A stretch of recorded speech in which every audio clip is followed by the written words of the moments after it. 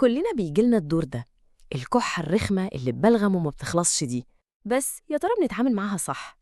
طب إيه رأيكم لو قلتلكم إن العلاج اللي معظمنا بياخده ممكن يكون هو نفسه اللي بيطول الدور وبيخلي الحالة أسوأ؟ يلا بينا نفهم الحكاية دي. أيوة، زي ما باين قدامكم كده بالظبط. لو الكحة معاها بلغم، اوعى اوعى تاخد حاجة توقفها. عارف إن الجملة دي ممكن تكون عكس كل اللي نعرفه وتربينا عليه، بس خلونا نكمل وهتفهموا كل حاجة بالظبط. طيب عشان نفهم ليه الكلام ده صح لازم نغير نظرتنا للكحة دي تماماً. الكحة في الحالة دي مش هي العدو اللي لازم نقضي عليه، لا، دي تعتبر أهم رسالة أو إنذار جسمنا بيحاول يبعته لنا. يا ترى مستعدين نفك شفرة الرسالة دي؟ النوع ده من الكحة له اسمه الكحة المنتجة أو الكحة المفيدة.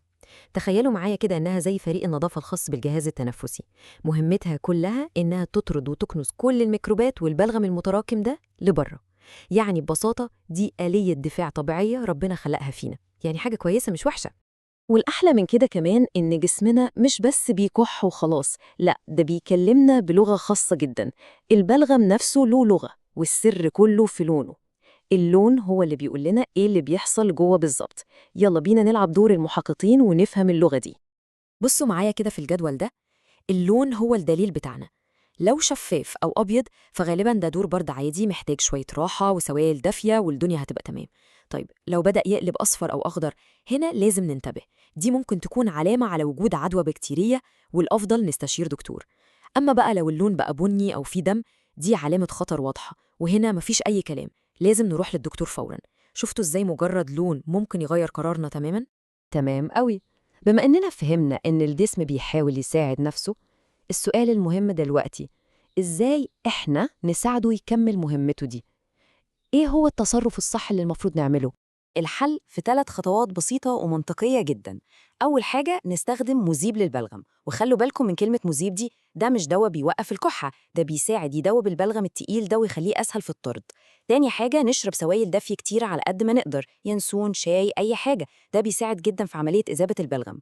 وتالت خطوة، لو شكينا إن في عدوى زي ما قلنا، لو اللون أصفر أو أخضر، لازم نستشير الطبيب عشان هو اللي يقرر لو محتاجين مضاد حيوي أو لا. ودلوقتي نيجي بقى لأهم نقطة، أكبر غلطة ممكن أي حد فينا يعملها، وللأسف ناس كتير بتعملها. ليه أدوية وقف الكحة أو مهدئات السعال تعتبر خطر جدا في الحالة دي بالذات؟ الفرق مرعب صراحة. بصوا كده، على الشمال مهدئ الكحة بيعمل إيه؟ بيسكت الكحة، يعني بيقفل جرس الإنذار وبيحبس كل البلغم بالميكروبات بالعدوى دي كلها جوه الصدر، بالظبط كأننا بنلم الزبالة ونقفل عليها جوه البيت. كارثة. لكن على اليمين مذيب البلغم بيعمل العكس تماماً، بيساعد الجسم يطرد كل ده بره وينظف نفسه. يبقى اختيار الدواء الصح هنا مش رفاهية، ده هو أساس العلاج. يبقى إيه الخلاصة من كل ده؟ أهم حاجة نطلع بيها من هنا مش مجرد معلومة طبية، لأ، دي طريقة تفكير جديدة خالص لازم نتعامل بيها مع أجسامنا. خلوا الجملة دي دايماً في بالكم، الكحة اللي ببلغم مش هي العدو بتاعنا، دي وسيلة التنظيف الطبيعي اللي جسمنا بيستخدمها عشان يحمينا، دي صديق بيطلب المساعدة مش عدو بنحاربه.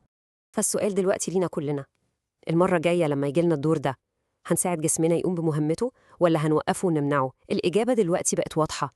يا ريت نشارك المعلومة دي مع كل اللي نعرفهم، لأنها بجد ممكن تفرق في صحة في ناس بنحبهم.